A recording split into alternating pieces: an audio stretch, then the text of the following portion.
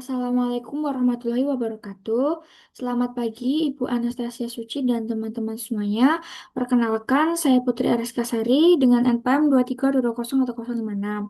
Baik, Ibu, izin mempresentasikan laporan hasil penugasan praktikum 2, yaitu mengidentifikasi perminatan dan topik penelitian.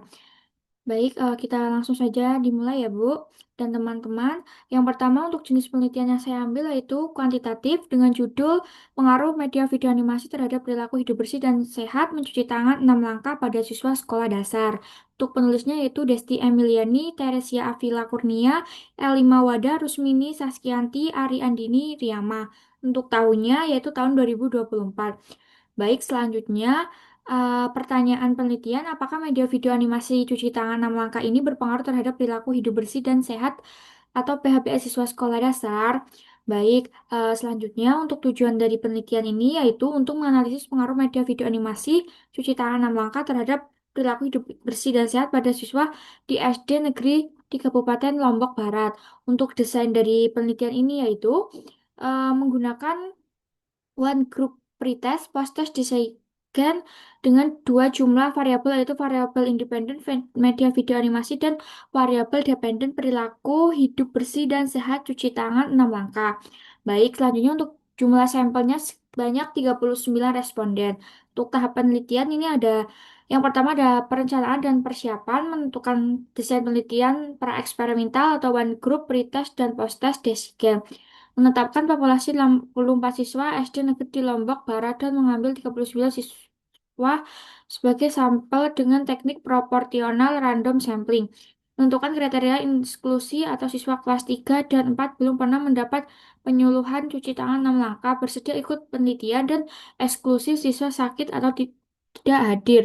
Lanjutnya menyusun serta melakukan uji validitas dan rehabilitas instrumen kuesioner pengetahuan sikap keterampilan. Selanjutnya untuk tantangan pretest memberikan kuesioner awal untuk mengukur pengetahuan sikap dan keterampilan siswa terkait cuci tangan 6 langkah sebelum intervensi. Yang ketiga intervensi yaitu memberikan media video animasi cuci tangan 6 langkah kepada siswa. Video diputar beberapa kali dalam rentang waktu penelitian 3 hari. Lanjutnya untuk pasca setelah intervensi siswa kembali diberikan kuesioner yang sama untuk menilai perubahan pengetahuan sikap dan keterampilan. Selanjutnya untuk analisis data, ini data dianalisis dengan uji univariat atau distribusi frekuensi dan uji bivariat. Menggunakan uji Wilcoxon karena data tidak berdistribusi normal.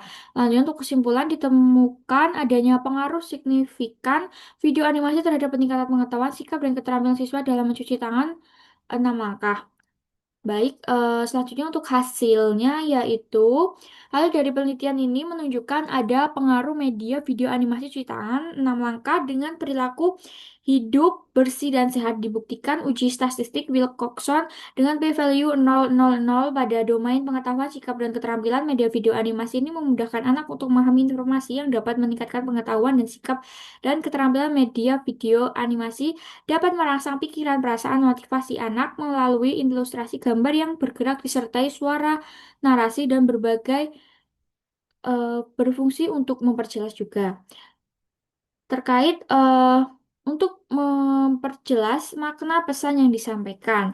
Selanjutnya yang kedua ada eh, kualitatif dengan judul yang saya ambil penyuluhan cuci tangan pakai sabun CTPS sebagai upaya peningkatan kualitas kesehatan di lingkungan sekolah.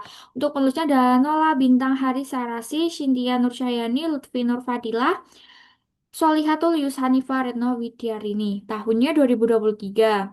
Baik, untuk pertanyaan dari penelitian ini yaitu apakah penyuluhan cuci tangan pakai sabun CTPS berpengaruh terhadap peningkatan pengetahuan siswa di SD Negeri Ngiliran Kecamatan Panakan Kabupaten Magetan?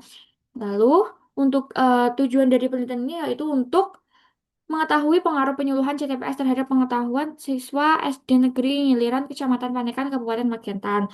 Nah, untuk desain dari penelitian ini yaitu meliputi pretest dan posttest penyuluhan melalui ceramah, demonstrasi, praktik langsung mencuci tangan sesuai standar WHO, serta tanya jawab interaktif. Media yang digunakan berupa PPT, poster, dan stiker tentang CTPS.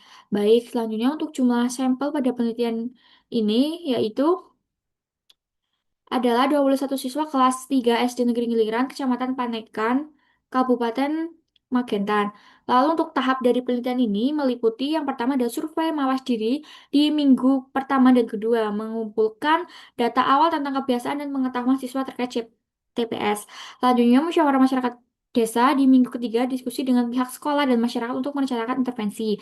Baik, selanjutnya yang ketiga ada intervensi atau penyuluhan di minggu keempat dan kelima. Pelaksanaan penyuluhan melalui ceramah, demonstrasi, praktik cuci tangan, serta tanya jawab interaktif dengan menggunakan media PPT, poster, dan stiker.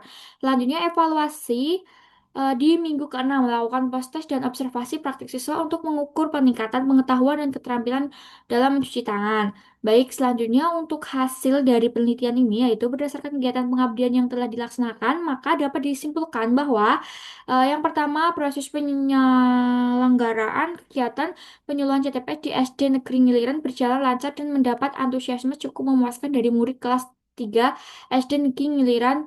Yang kedua ada kegiatan penempelan poster PHBS dan CTPS berjalan lancar dan diterima dengan baik oleh para guru dan murid di SD Negeri Giliran.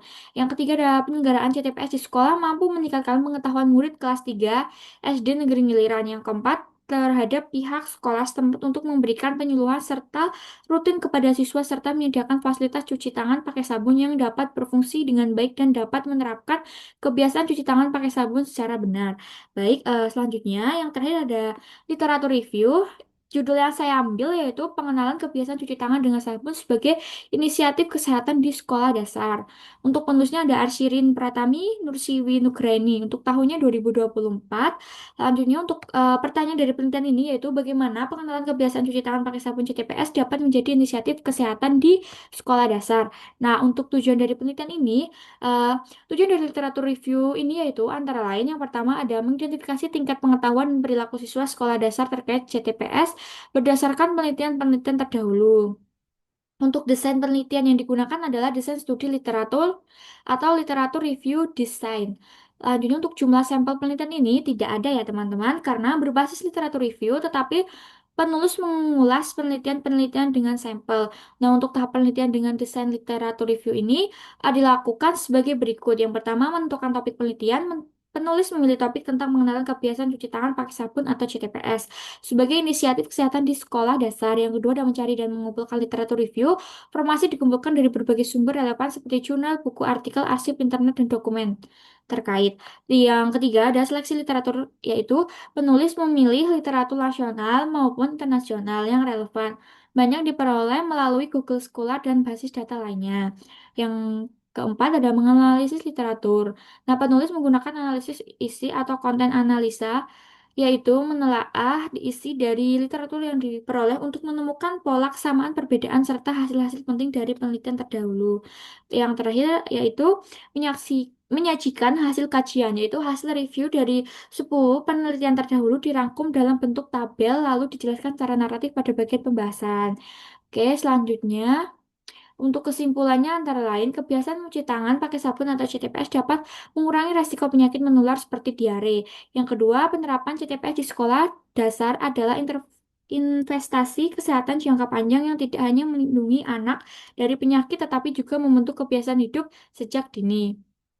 Selanjutnya, yang ketiga ada keberhasilan penerapan CTPS membutuhkan edukasi kesehatan yang berkesinambungan, fasilitas memadai, dukungan guru, orang tua, dan masyarakat. Oke, baik teman-teman, mungkin itu yang saya dapat sampaikan. Kurang lebihnya saya mohon maaf. Nanti jika ada yang ditanyakan, bisa langsung ditanyakan. Sekian, terima kasih. Wassalamualaikum warahmatullahi wabarakatuh.